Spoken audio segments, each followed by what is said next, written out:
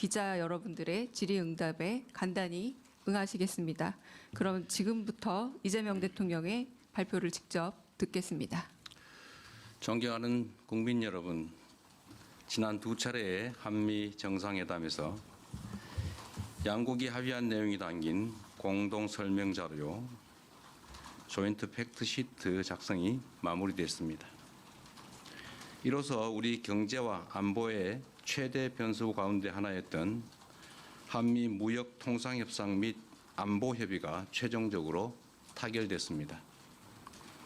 정부를 믿고 아낌없는 성원을 보내주신 국민 여러분, 정부와 함께 발로 현장을 함께 띄워준 기업인 여러분, 국익을 위해 최선을 다해 협상에 임해준 공직자 여러분, 다 여러분 덕분입니다. 대통령으로서 머리 숙여서 감사 인사를 드립니다.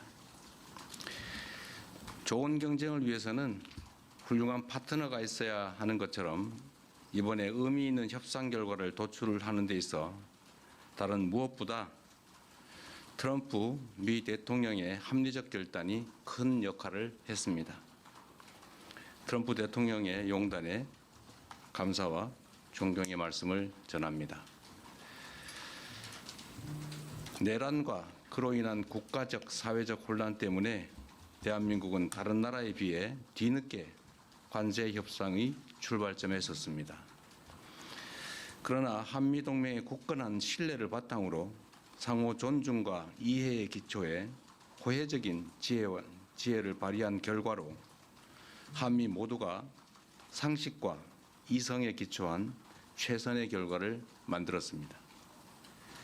특히 우리 경제가 충분히 감내할 수 있는 범위 내에서 또 상업적 합리성이 있는 프로젝트에 한해 투자를 진행한다는 점을 양국 정부가 확인함으로써 원금 회수가 어려운 사업에 투자를 빙자한 사실상 공여가 이루어지는 것 아니냐라는 일각의 불신과 우려 또한 확실하게 불식하게 됐습니다. 이제 양국은 앞으로 조선과 원전 같은 전통적 전략 산업에서부터 인공지능과 반도체 등 미래 첨단 산업에 이르기까지 이전과는 차원이 다른 협력적 파트너십을 구축하게 될 것입니다. 과거 미국이 대한민국을 도왔던 것처럼 이제 우리 대한민국이 동맹인 미국의 핵심 산업 재건에 함께할 것입니다. 그리고 이 과정에서 세계 최고의 기술력과 시장을 보유한 미국과 강력한 제조 혁신 역량을 갖춘 대한민국이 손을 맞잡고 세계 무대로 함께 진출하게 될 것으로 확신합니다. 대한민국의 회복과 성장을 향한 길은 더욱 넓어지고 미국을 다시 위대하게 만들어갈 토대는 더욱 굳건해질 것입니다. 이것이 전부가 아닙니다. 이번 협상을 통해 한미 양국은 대한민국의 수십 년 수건이자 한반도 평화와 안정을 위한 필수 전략 자산인 핵 추진 잠수함 건조를 추진하기로 함께 뜻을 모았습니다. 우라늄 농축과 사용 후 핵연료 재처리 권한 확대에 대해서도 미국 정부의 지지를 확보하는 데 성공했습니다. 매우 의미 있는 진전으로 생각됩니다. 또한 미국 상선뿐만 아니라 미 해군 함정 건조조차도 대한민국 내에서 진행할 수 있도록 제도적 개선책을 모색하기로 했습니다. 대한민국과 미국의 조선업이 함께 위대해질 수 있는 발판이 구축된 것입니다. 이와 함께 주한미군의 지속적 주둔과 확장 억제에 대한 미국의 확고한 공약도 거듭 확인했습니다. 국방력 강화와 전작권 환수를 통해 한반도 방위에 대한 우리의 주도적 의지를 천명했고 미국은 이를 지지하며 지원하겠다는 의지를 강력히 피력했습니다. 이로써 한미동맹은 안보와 경제, 첨단 기술을 포괄하는 진정한 미래형 전략적 포괄 동맹으로 발전, 심화하게 되었습니다. 한미 양국이 함께 윈윈하는 한미 동맹 르네상스의 문이 활짝 열렸습니다. 존경하는 국민 여러분, 비록 한미 통상 및 안보 협의가 매듭 지어졌지만 이제 시작입니다. 국익을 지키려는 각국의 총성 없는 전쟁은 계속될 것이고 국제사회의 불확실성도 단기간에 해소되지 않을 것이 분명합니다. 그럴수록 우리는 이번 한미 협상 과정에서 보여줬던 담대한 용기와 치밀한 준비, 하나된 힘을 바탕으로 국력을 키우고 국익을 지키며 국민의 삶을 개선해야 합니다. 정부는 성과를 만들어내는 유능한 실용 외교를 바탕으로 외교 지평을 보다 넓히고 수출 시장을 다변화하며 세계를 연결하고 현재와 미래를 잇는 글로벌 선도 국가를 향해 힘차게 나아갈 것입니다. 미래 산업 전장의 핵심인 인공지능 분야에 과감히 투자하고 엔비디아와 같은 세계 최고 기업들과의 협력을 보다 강화하겠습니다. 우리의 인공지능 활용 경험과 역량을 바탕으로 인공지능 격차 해소를 위한 연대와 협력에 앞장서겠습니다. 인공지능 세계 3강이자 아시아의 인공지능 수도로서 국제사회와 함께 포용적이고 지속 가능한 공동 번영을 모색해 나가겠습니다.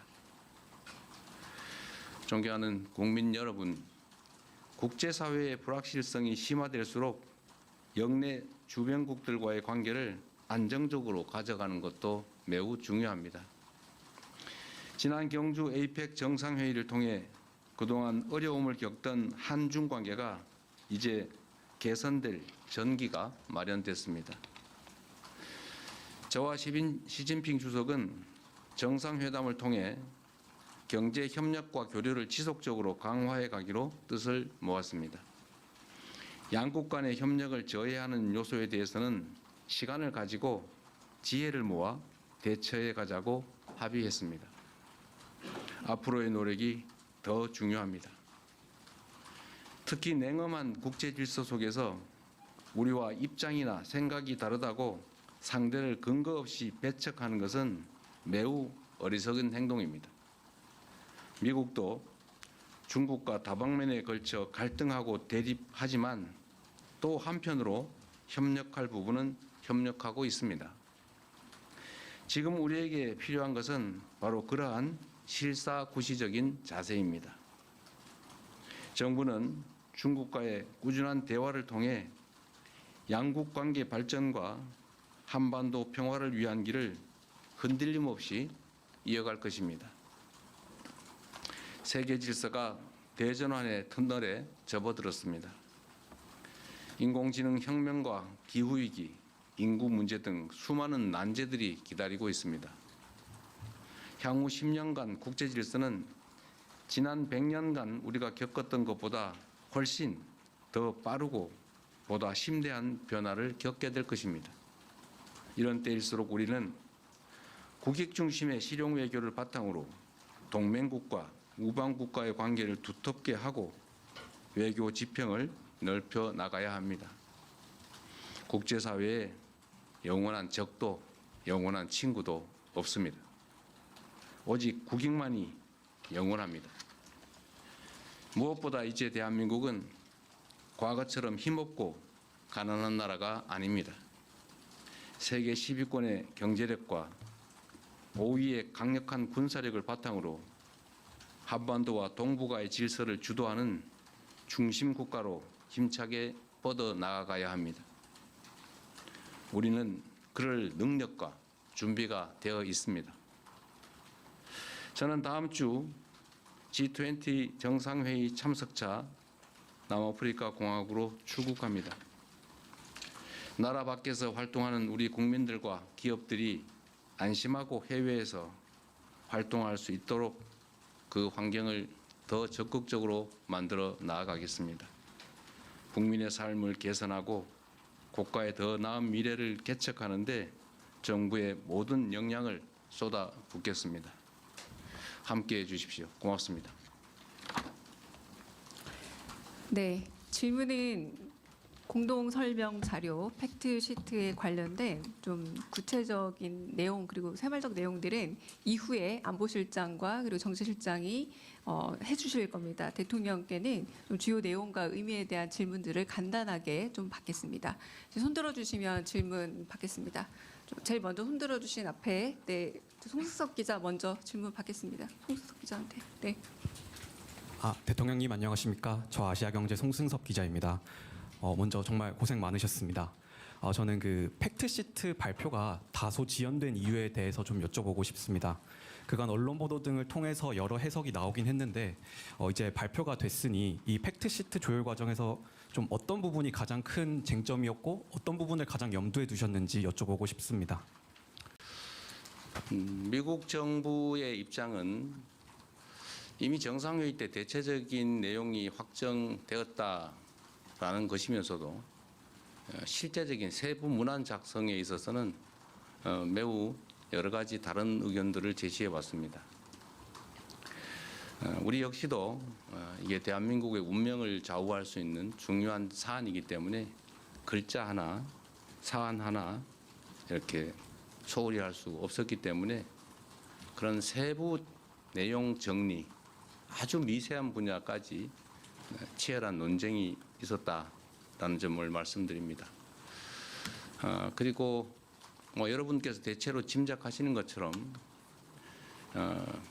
우라늄 농축이나 핵 재처리 문제, 또 핵 추진 잠수함 문제에 대해서 미국 정부 내에서 약간의 조정 과정이 필요하지 않았나 이렇게 생각이 됩니다.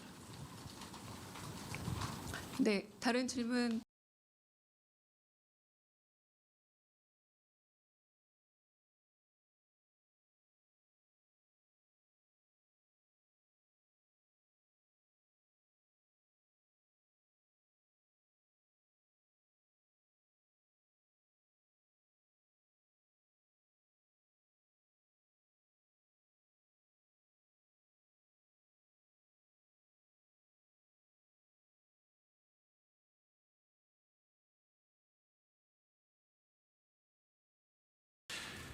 네, 외교 사안에 대해서 아주 내밀한 또는 이면에 있었던 과정의 이야기를 자세히 하는 것은 그리 적절해 보이지는 않습니다.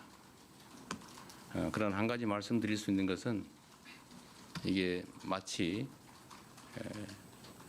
국가의 미래를 좌우하는 정말 중요한 사안임에도 이게 우리의 의사가 제대로 또 합리적, 이성적으로 관철되기보다는 일종의 힘의 관계에 의해서 일방적으로 처리될 가능성이 높은 것 아니겠습니까?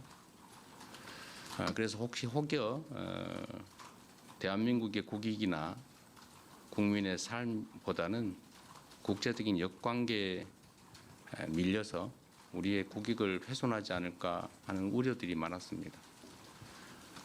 저로서도 이게 추상적인 문헌처럼 보이기도 하고 또 개인적 이해관계나 또 정치적으로 보면 여러 가지 어려움들이 있는 게 사실이기 때문에 적당히 넘어가자는 의견도 적지는 않았습니다. 그리고 정말로 어려웠던 것은 대외적 관계에 있어서는 국내에서 정치적 입장이 좀 다르더라도 국익과 국민들을 위해서 좀 합리적 목소리를 내주면 좋은데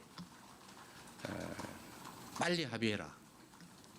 빨리 하지 못하는 게 무능한 거다. 상대방의 요구를 빨리빨리 들어줘라. 이런 취지의 압박을 내부에서 가하는 그런 상황들이 참으로 힘들었습니다.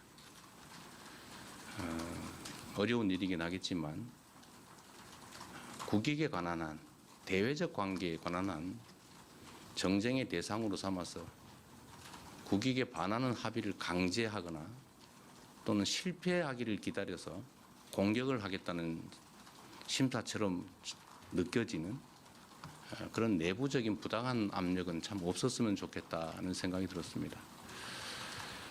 전면에서 정말 힘센 강자와 우리의 국익을 지키기 위한 협상을 하는데 그걸 버티기도 참 힘든 상황에서 뒤에서 자꾸 발목을 잡거나 왜 요구를 빨리 안 들어주느냐라고 하는 것은 참 견디기 어려웠다는 말씀을 드립니다.